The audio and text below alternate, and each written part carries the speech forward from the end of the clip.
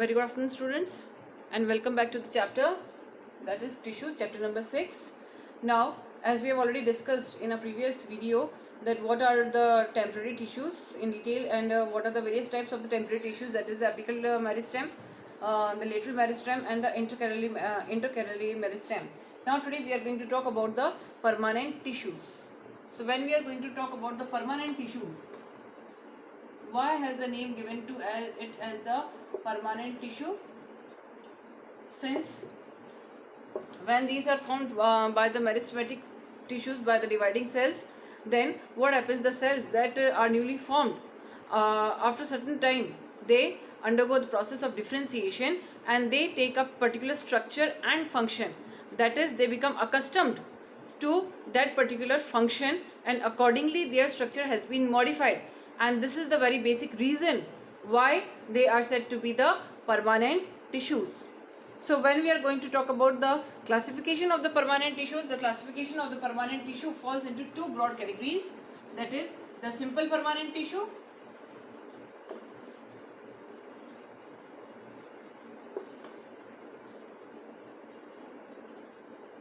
and the complex permanent tissues. So when we are talking about the simple permanent tissue, what does the word simple permanent tissue mean? When we are talking about the simple permanent tissue, the word simple permanent tissue means that these are made up of only one type of cells. And when we are talking about the complex permanent tissue means these are made up of more than one type of cells. So dealing up with the simple permanent tissue again, simple permanent tissue, these are broadly classified into again three categories, that is the parenchyma, the sclerenchyma and the collenchyma. When we are talking about the parenchyma, it is again broadly classified into two categories, that is the arenchyma and the chlorenchyma. Now when we are talking about the complex permanent tissues, these do fall into two broad categories, that is the xylem and the phloem. So this is the flow chart that I have given you all, and according to this flow chart we can easily understand the classification or categorization of the permanent tissues. Again I am going to repeat, the permanent tissue, it comprises of two types of the tissues, that is the simple permanent tissue and the complex permanent tissue. The simple permanent tissue, as the name suggests, they are made up of only one type of cells. When we are talking about the complex permanent tissue, these are made up of more than one type of the cells. Then when we are talking about the simple permanent tissues, it falls into three categories, that is the parenchyma, the collenchyma and the sclerenchyma. When we are talking about the parenchyma itself, it falls into two categories, that is the arenchyma as well as the chlorenchyma. Now when we are talking about the complex permanent tissue, it again falls into two categories, that is the xylem and the phloem. So this is how the permanent tissues, they have been classified. Now we are going to discuss in detail every type of tissue that we have discussed over here in this flow chart. So the very first tissue that we are going to talk about is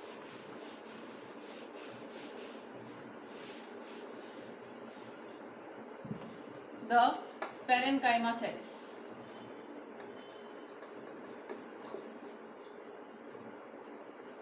So when we are talking about the parenchyma, I am just going to draw diagram of the parenchymatous cells over here so that you can have a broad picture of this type of the cells.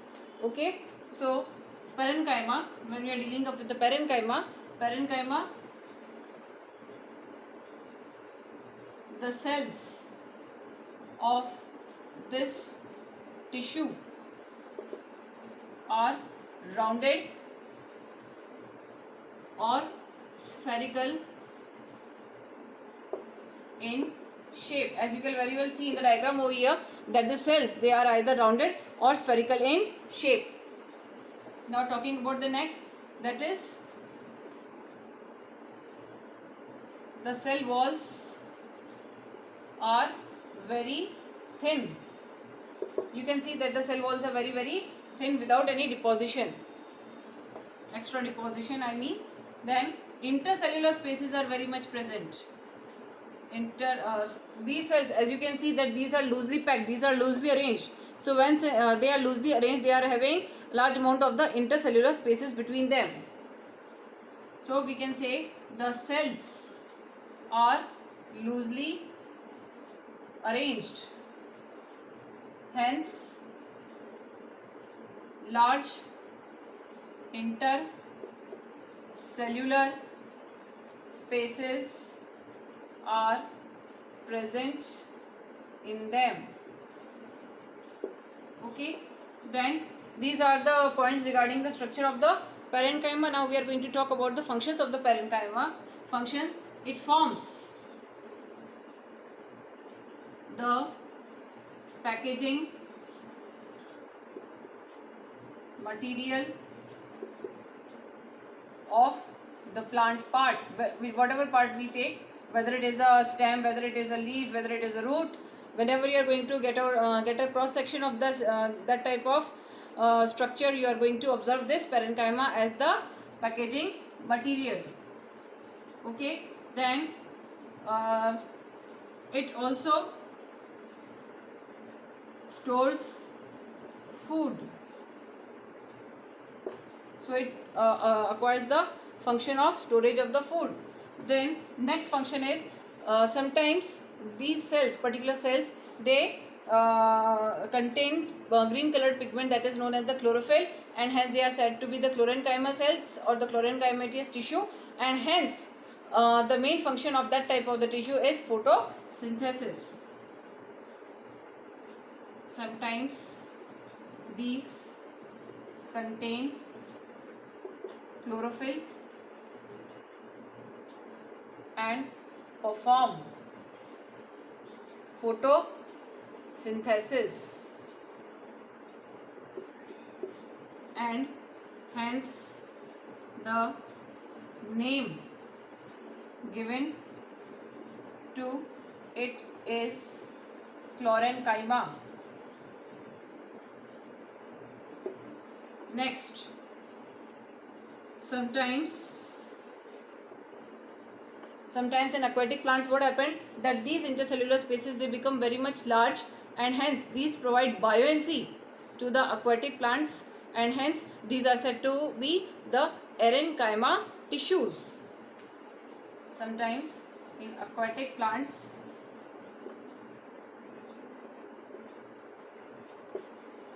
these tissues possess large intercellular spaces, due to which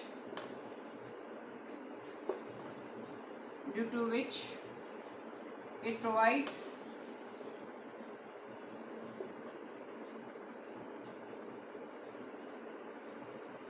buoyancy to that plant,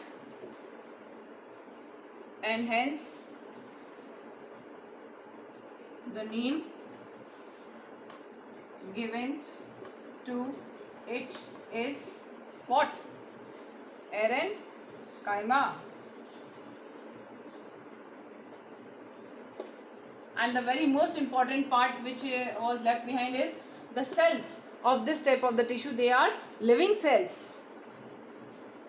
The cells are living. They are not present in the dead condition. They are living cells. So this is all about the parenchyma. Now we are going to talk about the next, that is the collenchyma.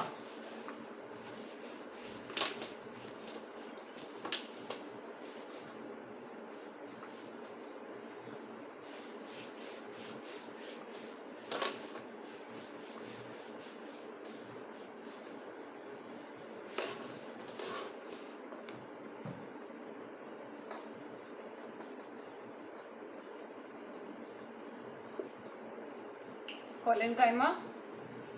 Again I am drawing the diagram so that you people can have a glance of the structure.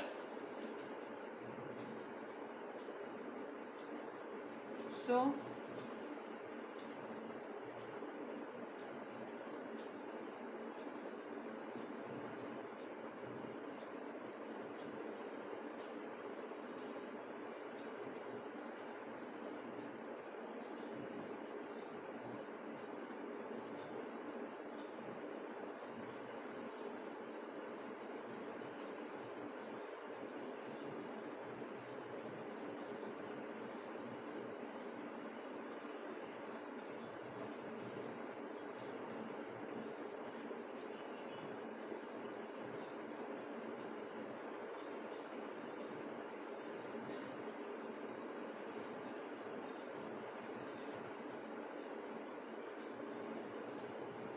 this is a diagram of what to say collenchyma. So when we are talking about the collenchyma cells, the cells are polyhedral or geometrical in shape.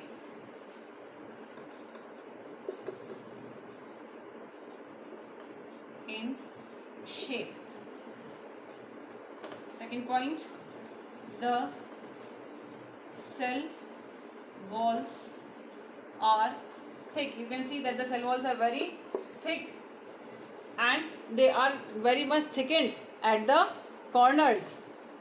Thick and irregularly thickened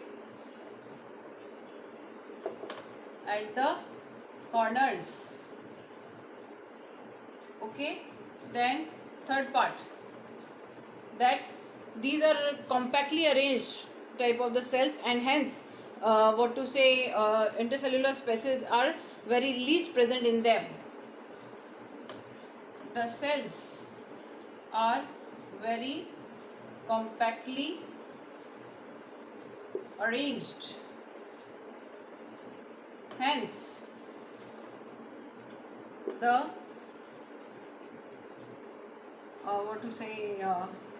arranged, hence the intercellular spaces are least present. Then talking about the fourth point, that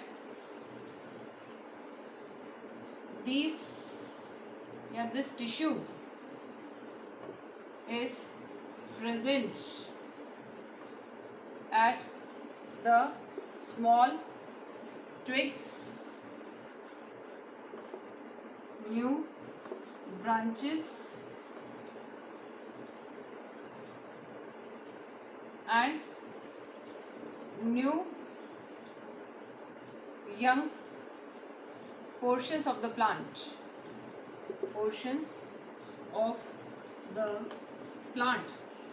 What is the function of this tissue?